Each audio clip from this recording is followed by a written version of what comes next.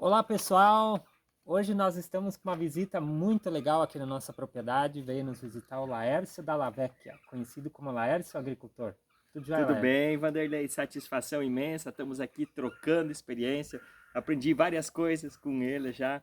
Por onde que a gente passa, a gente sempre vai aprendendo. A nossa vida é um eterno aprendizado. E é uma a maior satisfação nós fazer um bate-papo debaixo de uma arvorezinha É, gostosa, uma sombrinha boa. isso mesmo. Eu estou muito feliz porque a gente acompanha o Laércio e vamos dizer assim, eu tenho ele quase como um mentor nessa parte da agricultura sustentável, que você já está anos e anos à frente daquilo que a gente quer construir aqui no sítio.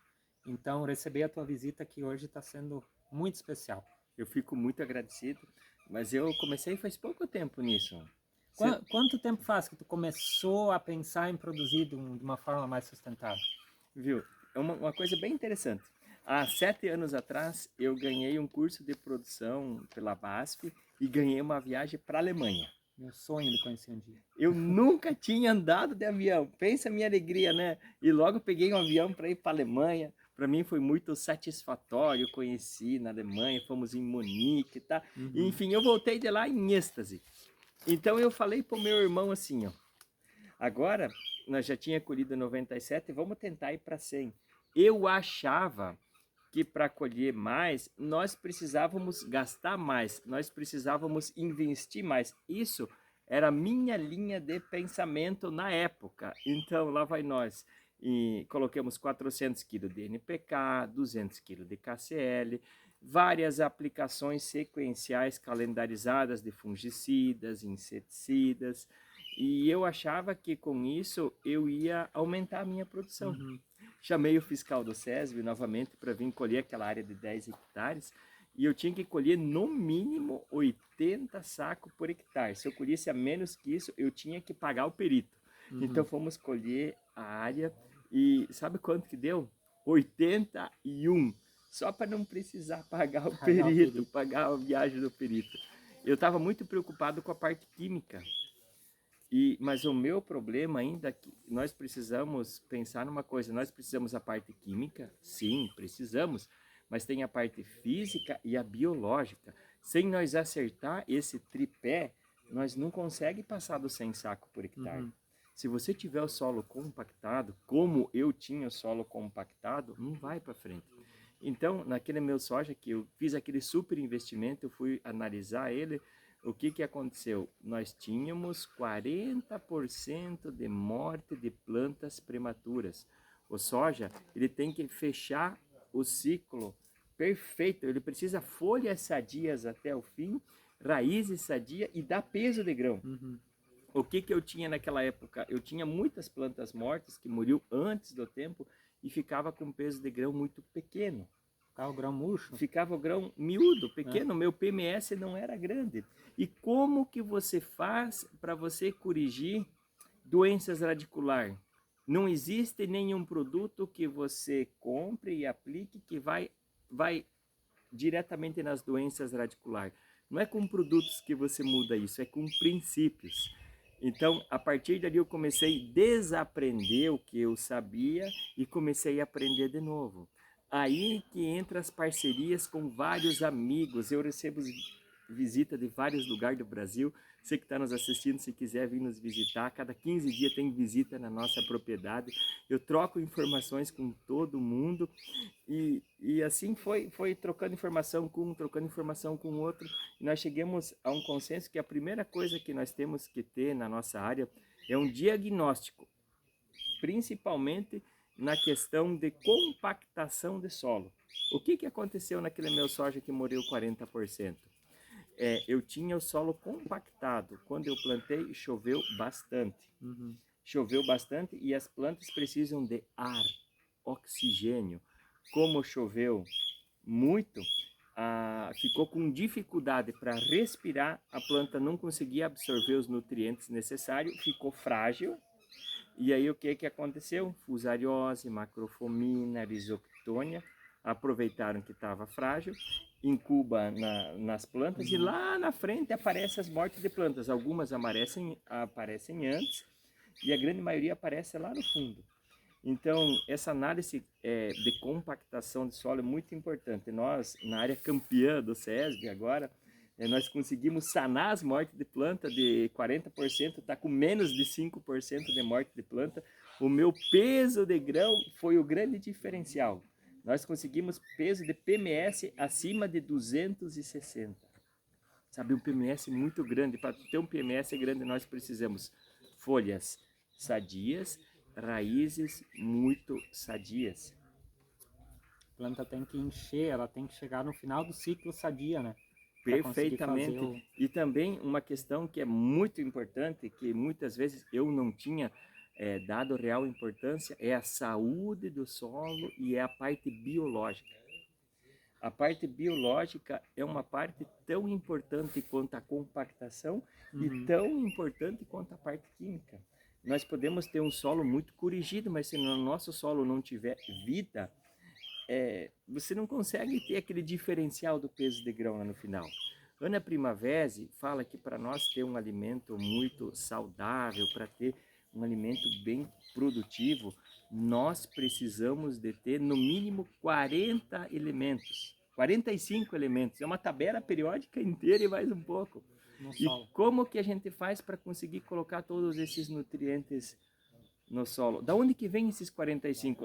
Quantos nutrientes nós conseguimos aplicar? Basicamente 3, né? Nitrogênio, fósforo, potássio. Mas daí a gente consegue botar alguns micros, cobre, boro, manganês, zinco, mas não chega a 15. Para 45 está faltando quanto? Bastante, né? Então, quando a gente tem essa decomposição da palhada, quando a gente tem essa decomposição dos restos culturais, nós conseguimos transformar os restos culturais em carbono orgânico, em matéria orgânica, e a gente supre toda essa necessidade. E aí tem a parte de micro-organismos que vai transformar essa palhada em matéria orgânica e disponibilizar para as plantas os nutrientes. Perfeitamente. Tem um amigo meu do Mato Grosso, que ele mora muito próximo de uma usina de cana-de-açúcar. E ele falou, eu vou aumentar minha matéria orgânica. Então ele foi lá perto da usina de cana-de-açúcar, pegou bagaço de cana e esparramou 5 centímetros na camada de terra dele. E o que vocês acham? Aumentou a matéria orgânica ou não aumentou? Só isso acho que não. Não aumentou a matéria orgânica. Ele fez análise no trono e não aumentou. Nós precisamos de uma enzima que está presente no solo, que é a arilsulfatase e a beta-glicosidade, que faz essa transformação dos restos culturais em palha, em vida no solo. Por isso que nós temos que ter, no mínimo a cada 3 anos, nós precisamos uma planta que forneça nitrogênio para o sistema. Com isso, nós aumenta a matéria orgânica do nosso solo. É muito importante, pode ser ervilha, ervilhaca, aqui para nossa região. O nabo tem um pouquinho de nitrogênio, o trigo e murisco tem, mas em pequena quantidade. Ervilhaca e ervilha são as rainhas. Aqui os trevo também fazem isso. A crotalária nas regiões mais quentes é uma planta especializada. Tem diversas outras plantas, então isso vai agregando muito no sistema. A grande dificuldade, nem para nós aqui, que é uma região com base no leite, é conseguir uma brecha na ocupação da terra para fazer isso, né? Mas aí entra a questão da ervilhaca, dá para usar como pastejo no inverno, junto com uma aveia, com azevém, né? Viu? Uma aveia sozinha é uma coisa. Uma aveia com centeio já melhora um pouquinho. Uma aveia, centeio e uma leguminosa, nossa, você soluciona muitos problemas. Eu quero tentar aqui na propriedade agora no inverno fazer um mix com aveia, azevém, botar ervilhaca e botar nabo para fazer pastejo. O nabo dificilmente o gado come, ele vai ficar lá. A ervilhaca para ajudar a reciclar nutrientes. Eu acho que o mix muito bom para colocar aqui para a região dos senhores aqui pensando assim em ter um pastejo animal e depois ainda fazer uma planta em cima. Vamos pensar em milho, para plantar milho, ou soja também daria muito bem. É colocar centeio. O centeio é uma planta que tem um poder alelopático. Se você plantar trigo e ficar um buraco de 15 por 15, nasce um pé de uva no meio. Nossa. Mas se tiver centeio, não nasce. O centeio é uma planta que consegue ter esse poder de não deixar nascer buva no meio. E aqui é uma região que, olha, a buva, ainda mais nesse ano de estiagem, o que tá verde é buva quase, né? Se você tiver centeio no mix, não vem buva. O centeio também faz uma asepsia do solo de macrofomina, risotônia, ajuda na fusariose, a aveia preta vai ajudar na fusariose também. Então, aveia para ajudar, centeio para a gente colocar e ervilhacas. As ervilhacas servem para pastorejo animal sem problema nenhum. Com essas 3 plantas junto, vocês vão solucionar as doenças da aveia. Não vai mais dar doença na aveia. Essa interação, a troca de favores entre essas plantas, vocês vão estar colocando nitrogênio no sistema através das ervilhacas.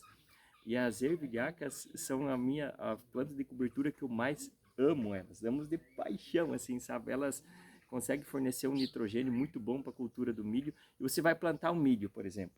Aí você tem a possibilidade de fazer o plantio no verde, desde que você mate as aveia e o centeio com antecedência. Plantio no verde com aveia e aveia, azevém principalmente, centeio, no verde não fica bom. Eu não tive experiências gostosas Não, com isso. o azevém ele não deixa o milho vir. Você tem Não que deixa matar com antecedência as folhas estreitas. E o azevém eu acho que nós poderíamos tirar do cardápio. Tem outras plantas 10 vezes melhor que o azevém. Por exemplo, o trigo Tarumax da Embrapa.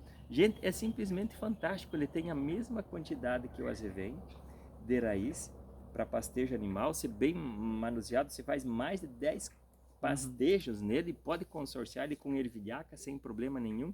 Mas então pensando, aveia, centeio, ervilhaca, tira o azevém de lado, poderia colocar um pouquinho de trigo Tarumax junto, sem problema nenhum. Aí você faz um cletodin, eu uso cletodin, 0,8 litro por hectare, mais um 0,6 de óleo, 40 dias antes do plantio, ou no mínimo 30 dias antes do plantio, para você ter certeza absoluta de que aquela aveia morreu, e deixa as ervilhacas vir, deixa que elas venham. O gado pastoreia ervilhaca também junto, se você fizer um consórcio mais pesado, ele vai pastorear as ervilhacas, vai ter um rebrote muito bom.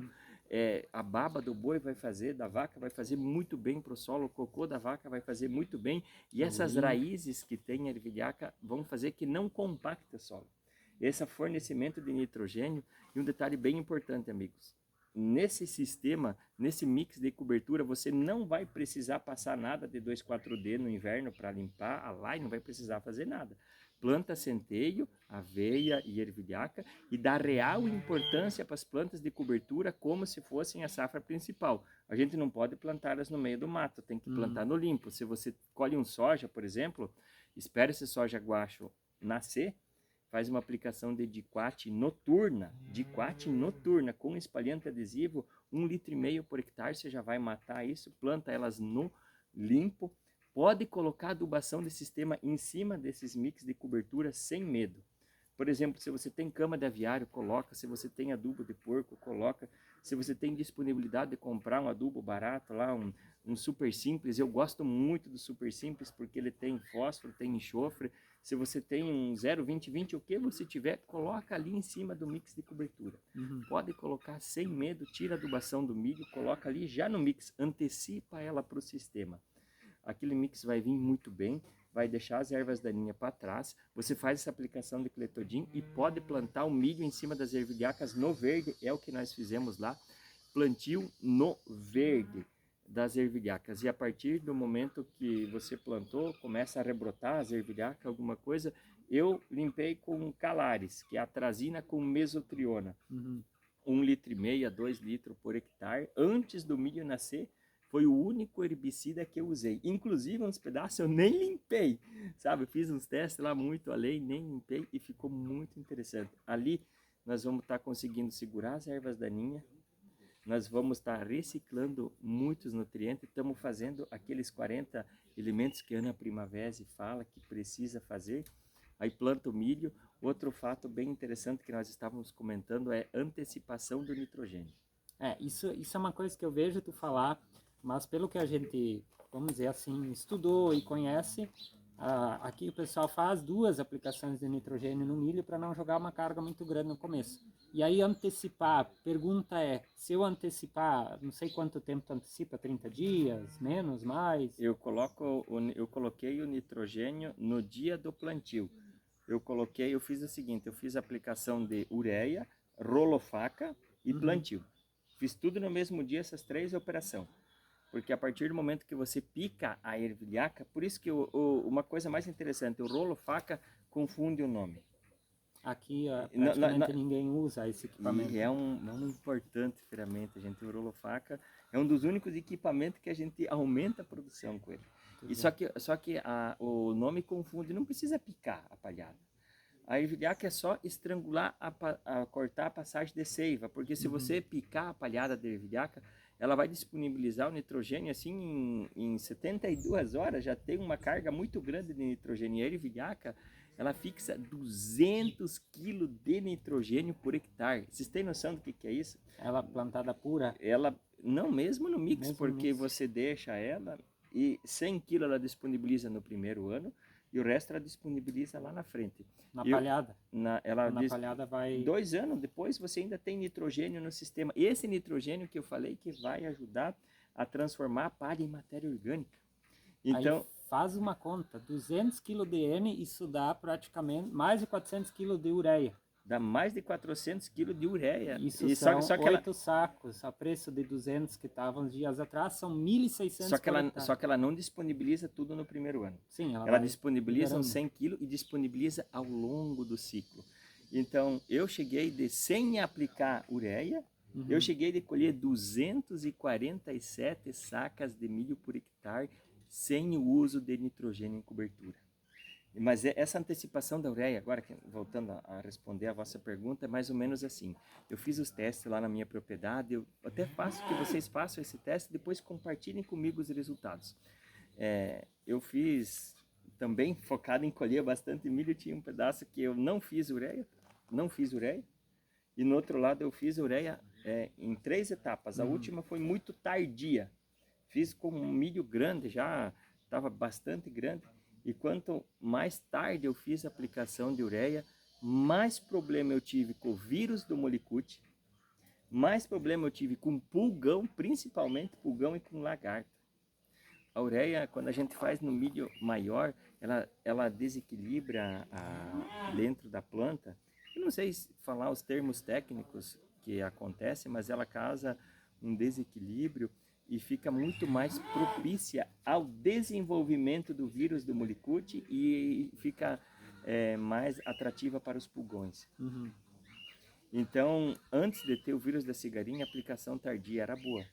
Mas agora o meu manejo lá no milho é o seguinte, eu uso composto, eu uso bastante composto, 10 toneladas por hectare de composto antes de plantar o milho, sempre uma análise de solo muito bem feita, de 0 a 20, de 20 a 40, vai muito calcário na nossa região, muito calcário mesmo nós usamos lá, todo ano quase vai calcário, de 10 anos, 8 anos nós fizemos aplicação de calcário, nós temos alumínio lá que dá para fazer panela, de tanto alumínio que tem na nossa região, e nós conseguimos corrigir até 1 metro de profundidade com calcário de boa qualidade, análise de solo, compostagem orgânica, plantio no verde, e eu usei esse ano 3 sacos de nitrogênio, 3 sacos de ureia por hectare e 3 sacos de adubo formulado no plantio do milho para dar um arranque inicial, porque abaixou o preço, mas o forte da minha adubação é as 10 toneladas de compostagem. E então eu fiz isso e eu joguei esses 3 sacos de ureia bem antes de plantar. E para nós, agosto, setembro e outubro, deu 1.100 milímetros. Imagina. Sabe o que é isso? É 1 metro de água. Imagina se fosse matéria descoberta, né? E o que aconteceu? Eu achava que esse nitrogênio teria ido embora. E choveu tudo isso e nós tínhamos o solo bem descompactado, com muitos poros abertos, dos quais essa água desceu no perfil do solo. Nós armazenamos ela, depois lá na frente nós tivemos em 30 dias, choveu 10 milímetros no meio, mas o milho nem sentiu. O milho tem raízes a mais de 2 metros de profundidade, desde que não dê na laje, quando o solo é profundo, ele vai embora buscar. E esse nitrogênio não fez falta. O meu milho está muito bom, estou com uma expectativa de colher acima de 250 por hectare de área total esse ano, com esse investimento. quase não tive ataque de lagarta. Milho convencional nós plantamos, tu vai lá, abre as espigas, não tem lagarta. E com o custo da lavoura de milho baixinho, né? Então. Sim, é bem interessante, amigo. Se nós conseguir manter o solo sadio, as plantas vêm sadias. Essa parte de vida no solo, de biológico, de nós diminuir a quantidade de aplicações químicas faz muita diferença lá na frente.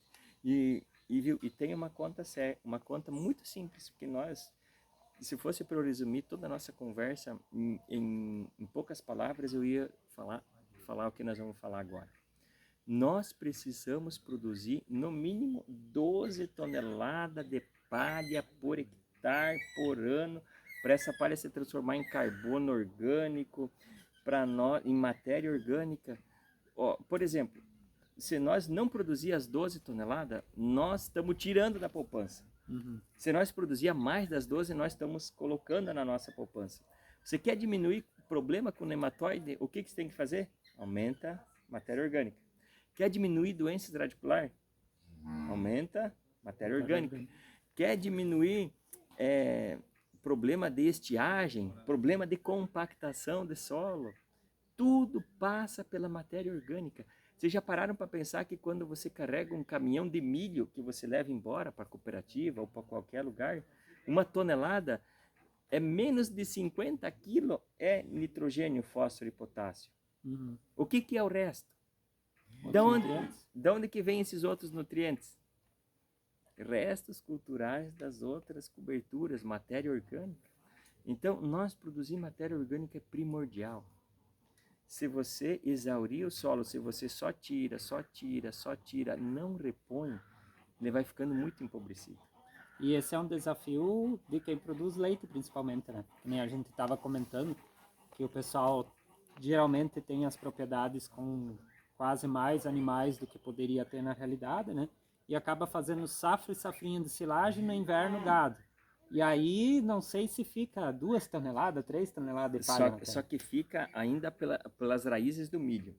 A parte do milho aí, ó, tem muita raiz. Eu não sei quantificar exatamente, mas olha, umas 3 a 4 toneladas por hectare fica só de raiz de milho. E quando a gente for fazer silagem, se a gente puder cortar um pouquinho mais alto, sabe o talo do milho? Ali tem potássio que vocês não imaginam. A palha do milho tem 3% de potássio do volume seco. Sim. Então, se você tira 10 toneladas por hectare de potássio, vezes 3%, quanto potássio dá isso? Vai dar 300 quilos. Então, você tem que repor muito potássio. Quanto mais alto você cortar, melhor. O como do milho é onde mais concentra potássio. Aí que entra a importância de nós tentar fazer esse plantio no verde, que nós comentamos agora com a ervilhaca, para você colocar nitrogênio no sistema, tentar fazer um milho com braquiária no sistema Santa Fé. É perfeito. Incomoda um pouco, é mais difícil, sim, mas você deixa um sistema radicular perfeito. Nossa, na nossa experiência nesse ano, né? Ano de estiagem, o milho não estava como deveria estar por causa da estiagem, mas comparando com outras lavouras estava bonito. E o mais bonito é que depois que tu corta o milho, o teu solo não está vazio. Se eu não tivesse a braquiária lá hoje, a minha terra ia estar vazia 3 semanas. O sol batendo em cima, temperatura de 40 graus, o solão batendo. Nós nunca podemos deixar o sol bater no solo. O que acontece aí? Nós acabamos com a vida do solo, com os micro-organismos eficientes. O sol tem que bater nas plantas de serviço. As plantas de serviço são como uma placa de energia fotovoltaica. O sol dali captura energia, transforma assimila açúcares, assimila um monte de outras coisas. Tu já fez o teste lá na tua área da diferença de temperatura de um solo vazio para tua com cobertura? Já chegou a medir a temperatura? É gigantesco. Até estava vendo os trabalhos no IDR Paraná de mais de 10 graus. Eu fiz aqui com o meu termômetro, que mede no máximo 43, botei no solo nu, na hora chegou a 43. Botei dentro do milho, na lavoura com a braquiária, 33. Isso na realidade dá mais de 15 graus de diferença. Né? Mas você pode só por ter um solo coberto e um solo desnudo. Nós não podemos deixar o nosso solo exposto ao sol. Viu? A agricultura é muito simples, é nós que complicamos, é nós que criamos os nossos próprios problemas. Se nós obedecer a regra de ter 12 toneladas de palha por hectare por ano, nós vamos diminuir a maioria dos nossos problemas. Ó, eu posso me dar o luxo, eu não tenho mais problema com nematóide, não tenho mais problema com doença radicular, não tenho mais problema com ervas daninhas. Ó, na nossa área de atuação lá da minha família, mais as áreas que nós plantamos arendadas, são 500 hectares. Eu não precisei nem usar RIT no pulverizador para matar a buva, porque o meu melhor herbicida é palha. O centeio, como nós comentamos no começo da apresentação, é fantástico. Se você tem um centeio bem formado, não vem buva, e também ele tem um efeito alelopático depois da colheita. Depois de você derruba ele no chão, a relação carbono-nitrogênio é lenta, demora muito para apodrecer. Fica mais tempo a cobertura, a palha, né? Fica mais tempo. E é simplesmente muito fácil. Viu? Eu convido os amigos que queiram vir nos visitar, ver o nosso trabalho lá no sudoeste do Paraná. Não tem segredo nenhum. É solo, análise de solo muito bem feita, calcário, corrigindo o perfil do solo, e solo sempre coberto. Diminuiu muito todos os tipos de problemas. Nós falando de solo, tem uns vídeos muito legais do Laércio, até vou tentar colocar um cortezinho aí, dele pegando na lavoura de soja com a mão, né, embaixo da terra, assim como se fosse um humus de minhoca quase, aquilo lá, né? Quantos anos para chegar numa terra assim? 5 anos é o suficiente. 5 Se anos. fosse para nós começar um processo, eu indicaria nós fazer uma análise de solo, ver como que está a nossa compactação de solo. Eu fiz em megapascal, lá não chega a 1 megapascal a minha compactação de solo. Eu consegui isso com milho verão, com plantas de serviço. Cada 3 anos, uma planta que forneça nitrogênio para o sistema. Tudo vai acontecendo naturalmente. Nós temos muita presença de minhocas lá na nossa área. E o que nós fizemos de diferença? Nós oferecemos a casinha para elas. Nós levantamos o pH do solo para 6.2, pH mais alto, tem mais presença de minhocas, por incrível que pareça. E nós não deixamos o solo exposto ao sol. Eu tenho um teste bem interessante, que até vai sair um trabalho de TCC do nosso estagiário Messias. Nós pegamos um pedaço de 50 metros por aproximadamente uns 30 de largura, e eu não coloquei plantas de serviço. Deixei o solo desnudo. Deixei o solo desnudo, deixei que viesse buva, deixei que viesse outras coisas, e daí fomos matar essas buvas com aplicações químicas. Eu matei bem, mas gastei muito mais para matar essas ervas daninhas do que se eu tivesse aplicado um bom mix de cobertura para não deixá-las vir. O meu solo ficou exposto ao sol, uma carga pesada de herbicidas. E fomos contar as minhocas dali, diminuiu mais de 5 vezes a menos minhoca ali, com 1 ano de manejo errado. As minhocas que estavam ali estavam tudo magrinha, feinha, enquanto da área do lado, na mesma área, nós chegamos a catalogar até 1,2 toneladas de minhoca por hectare. Nossa. Tu sabe o que é isso? Quanto humus que essas minhocas não fazem? E o que a gente faz para preservar elas? É só não matar elas, é só não deixar o solo descoberto. Elas precisam de comida, elas precisam de matéria orgânica, precisam de nitrogênio no sistema. Então elas fazem, quando a gente não tem nitrogênio no sistema, o que acontece com as palhadas? O sol degrada e elas vão embora. Se nós tiver nitrogênio no sistema, a palhada mineraliza e entra no sistema. Essa questão das minhocas, um dia alguém me disse que se você tem um nível bom de minhocas no teu solo, a cada 5 anos as minhocas comem todo o teu solo e excretam como humus. Então na tua propriedade deve ser mais ou menos isso, né? Nós temos até uma outra propriedade que não tem tanta minhoca. Depende muito de uma região para outra. Quanto a que eu tenho o solo mais vermelho lá na minha casa, né, que eu moro, tem mais minhoca do que uma outra área mais distante que é terra mais preta. Mas dá a impressão de que todo o solo passou por o trato digestivo de animais. Uma coisa bem interessante, amigos, que eu tenho o maior prazer em compartilhar com os amigos, é tirar o uso de glifosato. O glifosato o glifosato, a própria propaganda do glifosato era o herbicida 200%. mata 100% do que está em cima e 100% do que está embaixo. O que acontece? Ele é absorvido pelas plantas de cobertura lá nos primeiros trifólios, transloca tudo por dentro da planta e é exudado, sabe por onde? Pelas pontas das raízes. E aonde que está o estômago das plantas? Por onde que a planta come?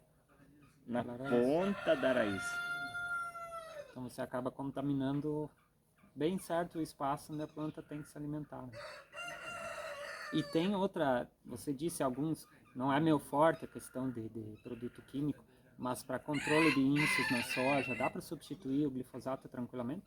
Nós só conseguimos substituir o glifosato se nós tiver um quesito, palha. Se nós não tiver palha, nós não fica sem glifosato.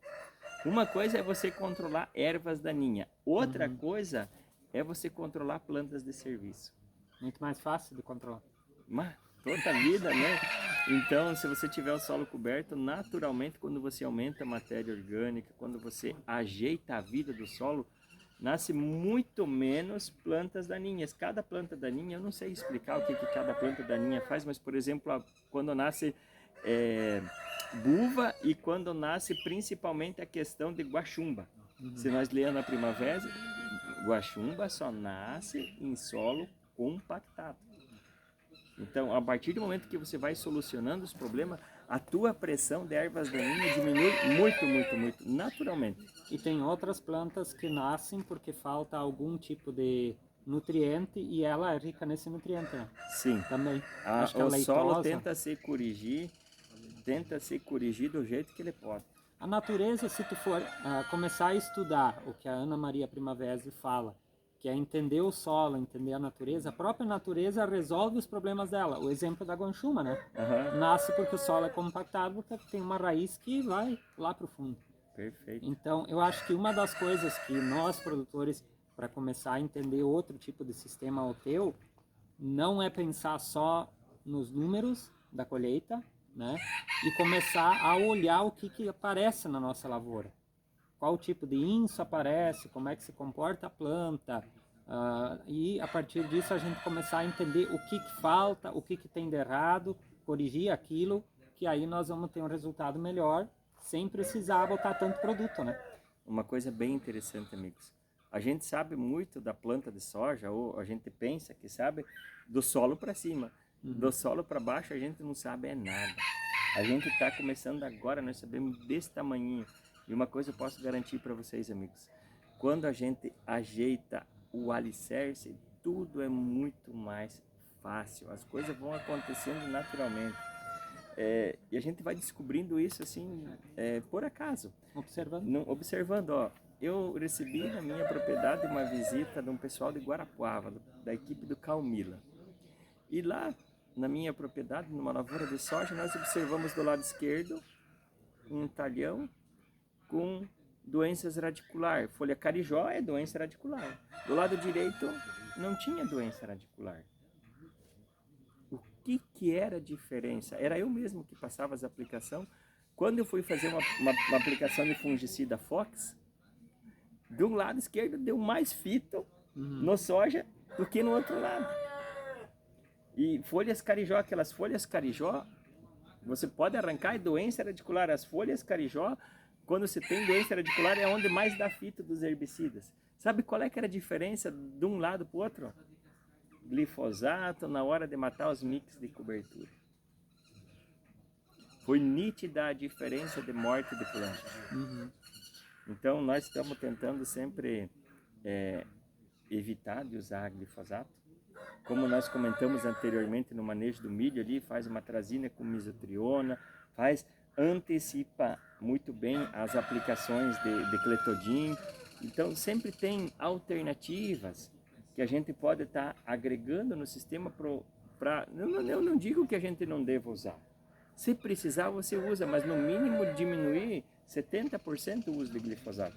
E eu uso o glifosato na minha lavoura para limpar uma beira de estrada, se escapou uma mancha que precisa ser feita, ou você perdeu um time de aplicação e daí precisa entrar, aplica.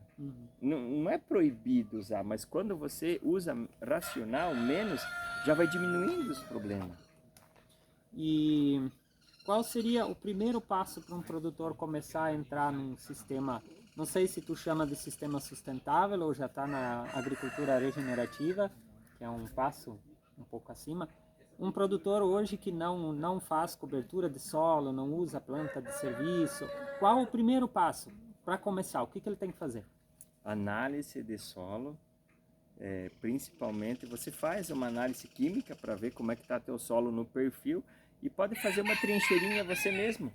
Faz uma trincheirinha lá e vai cutucando lá com a faca para você ver aonde que está mais duro, aonde que está a camada compactada, ver se as raízes estão conseguindo penetrar e fazer um diagnóstico para você ver aonde está o problema. O meu problema estava em compactação de solo e em vida do solo, me faltavam essas coisas. A partir daí, introduz uma rotação de cultura. Se tiver necessidade de descompactar o solo, descompacta, mas imediatamente após a descompactação tem que colocar plantas de serviço, porque senão compacta pior ainda. Mexe a terra, fica pior. Me diga uma coisa, quando o pessoal passa fazendo asfalto, o que o pessoal faz para compactar bem fundo? Lá no vale que estavam duplicando, era passar grade e compactava e passar mexia. grade para mexer fundo e compactar mais fundo ainda. Por que o pessoal coloca a telha, digamos assim, no forno? Para queimar o resto da matéria orgânica, para impermeabilizar a passagem de água. Então, olha a importância da matéria orgânica. Se nós precisar mexer no solo, imediatamente colocar folhas estreitas que conseguem suprir essa necessidade de deixar o solo bem estruturado, porque o solo tem memória. Se a gente não colocar folhas bastante raiz, ele compacta pior do que estava. Nas regiões com mais areia, tem que tomar muitíssimo cuidado para você não compactar, principalmente com umidade. A areia tem tipo uns cristais, algumas coisas que quando compacta, ela se fecha assim, e para voltar, meu filho, não é fácil, é muito difícil. Nós temos o solo bem argiloso na nossa região, quando dá seca, dá racho. Dá racho de 60 centímetros de profundidade, ele expande e fecha. Então, só nesse processo, ele já se descompacta muito. Então, solo nu, em dia de calor, é que nem fazer tijolo. Sim. Impermeabiliza. Olha solo nu, sol de 35, 40 graus batendo no lobo, aí esteriliza a vida no solo. A partir de 28 graus, a gente já para as atividades microbianas do solo. Nós já para de transformar aquela palha em minerais, evapora e vai embora. Então, nós nem aproveita a palha que a gente tiver, se a gente não tiver o solo coberto, se nós não tiver atividades microbianas. Nós precisamos manter o nosso solo refrigerado. Uma coisa bem interessante, a raiz do soja, a partir do momento que ela passa de 28 graus, ela começa a fotorrespirar, ou seja, ela gasta energia para respirar. E como é que nós faz para nós manter o soja refrigerado? Nós temos que aumentar o tamanho do radiador. Por exemplo, nós tínhamos um caminhão, aumentamos o tamanho do motor e não aumentamos o tamanho do radiador. O que acontece? Esquenta, não vai e não consegue desempenhar o potencial do motor. O soja, se nós quiser colher 100 sacos por hectare, nós temos um motor muito grande, mas nós precisamos ter um radiador maior ainda para manter esse soja refrigerado. E o que é o radiador? É as plantas em profundidade. Lá embaixo, a 50 centímetros de profundidade, é muito mais fresco. A planta pode estar a 40 graus, mas se ela tiver raízes profundas, ela se refrigera. E também ajuda na questão da estiagem, né? Com certeza absoluta. As raízes do soja, do milho, elas crescem muito nos caminhos deixados por as outras plantas de serviço. O milho é fantástico em termos de deixar dutos abertos para passagem de oxigênio. Você vindo do Paraná para cá, provavelmente deve ter se assustado com a situação aqui da região, né? Com a seca. Se Se fosse um ano assim na tua região, ou algum produtor que fizesse o trabalho que tu faz, você acha que teria muita diferença de uma lavoura assim contra uma lavoura convencional daqui? Olha, eu tenho uma área minha que eu planto, assim, digamos que quase que lado a lado, pouquinhos metros de diferença num sistema de solo descompactado, vida do solo, plantas de serviço, versus uma lavoura que eu comecei a trabalhar ela agora, que tem alumínio tóxico, que tem solo compactado, que não tem vida no solo. Numa área eu colhi 50 sacos por hectare, na outra área eu colhi 90 com o mesmo custo. Deu uma estiagem de 45 dias para nós o ano passado e foi brutal a diferença. Colhemos quase nos mesmos dias, plantado junto. É uma diferença assim estrondosa. Nossa. Viu? Só pelo manejo do solo, Só cuidado pelo do solo. manejo do solo. E uma coisa interessante, na área que eu colhi 50, eu gastei mais do que na área que eu colhi 90. Uhum. Mas eu não tinha estrutura. É a mesma coisa do que nós fazíamos uma casa na areia. Deu qualquer problema, ela vai rachar. Uhum. Quando se constrói, quando você ajeita o alicerce, amigos, nós minimiza muitos problemas. Claro, se você tiver uma escassez hídrica de muito tempo, é uma coisa. Mas nós tinha chovido e daí deu 45 dias de estiagem. Aí eu tinha conseguido reservar água no solo. Sim. É diferente de vocês aqui, que vocês vieram com pouca chuva e daí secou. Se você vem chovendo normal e dá seca, você consegue alongar vários dias a mais. Desde que você tenha água reservada. Agora, se você vem vários meses chovendo abaixo da média, você não conseguiu acumular no teu reservatório de água. Né? No nosso caso, tinha chovido bem no começo, choveu até demais no arranque. Né? Ali em outubro choveu bastante, em novembro choveu bastante, daí foi secar lá em novembro, dezembro, lá depois de novembro, dezembro, janeiro. E então tinha água acumulada dos meses anteriores. Estava no solo. Ontem nós fomos para Ijuí, nós passamos uma propriedade lá, eu disse para minha esposa que a gente volta e meia passa e observa as mudanças, né? Esse ano o produtor plantou na área que sempre estava no reservatório de irrigação. Plantou dentro da barragem, como se diz, né? E aqui agora está se falando de novo em projeto de irrigação. Aí fica uma pergunta para ti. Tu acha que é mais importante eu investir no solo, fazer esse trabalho de palhada, de conservação, para resolver uma estiagem, ou é mais fácil fazer uma irrigação? O que você faria hoje? Eu investiria no solo.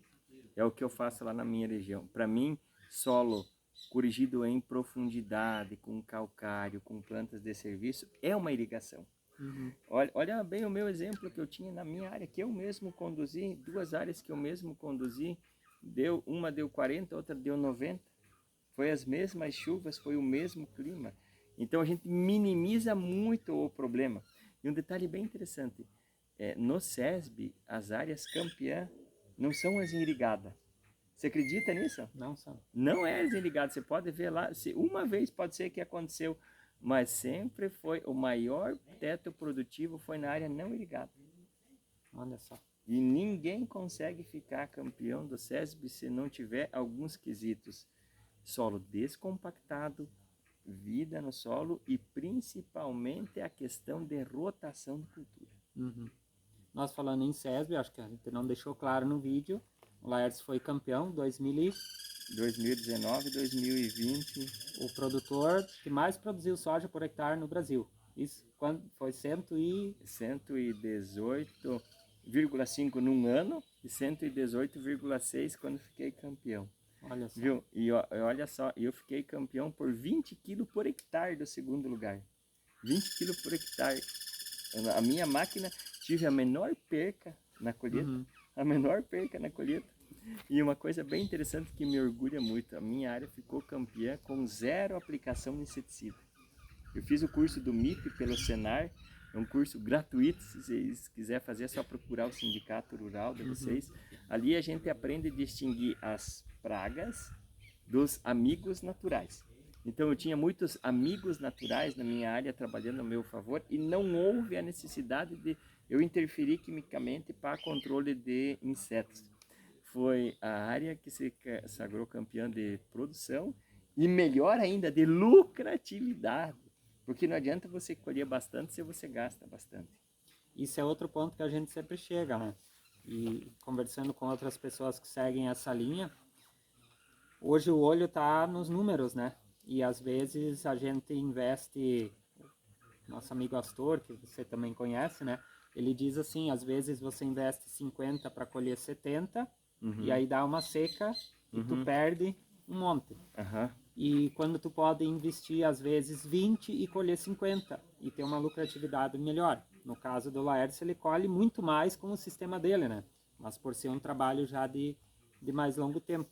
Mas às vezes também a gente tem que pensar assim, ó, você fala de, por exemplo, colocar cobertura de solo, tu acaba perdendo, vamos dizer assim, um pouquinho de produção no longo do ano por usar um período para uma cobertura.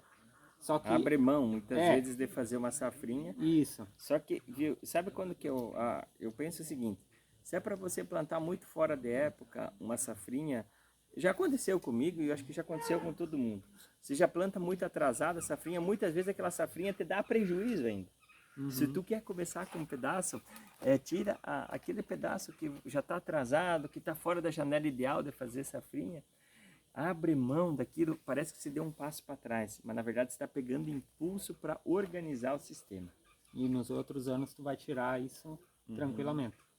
É o que a gente fala no consórcio milho e braquiária também, o pessoal às vezes diz, ah, mas a braquiária vai tirar um pouco de força do milho, de nutriente. Pode ser no primeiro ano em que você tem já um solo que vem debilitado, né, com pouca matéria orgânica, mas a partir do segundo ou terceiro ano isso vai voltar e vai te dar um retorno muito maior. Viu? A braquiária, ela tem muita raiz, ela ajuda muito no sistema, viu? A braquiária nas áreas que tem principalmente mais areia, com clima mais quente, ela é simplesmente perfeita. Dá trabalho, você pode colher um pouquinho menos de milho, pode, mas você está ajeitando o teu sistema, você está pensando a longo prazo. Muitas vezes o nosso erro, eu posso falar por mim mesmo, a gente é muito imediatista, a gente quer ver resultado nesse ano, mas nós temos que olhar a nossa propriedade ao longo de 5 anos. O que a gente faz nesse ano vai dar reflexo daqui 2, 3 anos para frente. O solo responde ao nosso manejo. Se a gente faz coisa boa, ele nos devolve com fruto bom. Se a gente faz cacaca, ele nos devolve. Devolve do mesmo jeito, né? Bom, Laércio, eu acho que a gente, pelo que eu tinha anotado aqui dos assuntos, a gente conseguiu falar um pouquinho de todos eles. Vamos deixar no vídeo também as redes sociais do Laércio, o canal do YouTube, Facebook, Instagram, para o pessoal seguir e acompanhar. E, novamente, eu te agradeço muito por ter aceitado o convite de ter vindo aqui conversar com a gente. E se tu tiver mais alguma coisa aí para falar para o pessoal que nos acompanha, fique à vontade. Eu que agradeço pela oportunidade de estar aqui contigo. E uma coisa nós temos que pensar, amigos. Nós, produtor, nós estamos aqui só de passagem. Daqui uns anos só vai sobrar a nossa história, né? E nós temos que cuidar muito bem desse solo que nós temos hoje. Nós temos ele emprestado. E quando nós for embora, como que vai ficar? Os nossos filhos, os nossos netos dependem do nosso solo agora. Então a gente cuidar bem dele, honrar o solo que Deus nos deu, faz muito bem para nós, vai fazer muito bem para as futuras gerações. E amigos, sempre tem alguma coisa para nós fazer na nossa propriedade, para nós colher mais, que não significa aumentar o custo de produção, e sim alguma coisa do manejo. Obrigado, amigos. Fé em Deus, pé na tábua, e vamos compartilhar informações e vamos fazer o básico. O básico faz toda a diferença. Quando eu fiquei campeão, o que foi o diferencial? Matéria orgânica, no solo, plantas completamente sadias, folhas sadias, peso de grão lá em cima. E se eu conseguir fazer isso na minha propriedade, você também consegue na sua. Comece pelo básico que nós vamos longe. Obrigado, amigos. Fé em Deus, pé na tábua e até mais. Valeu, então. Até mais.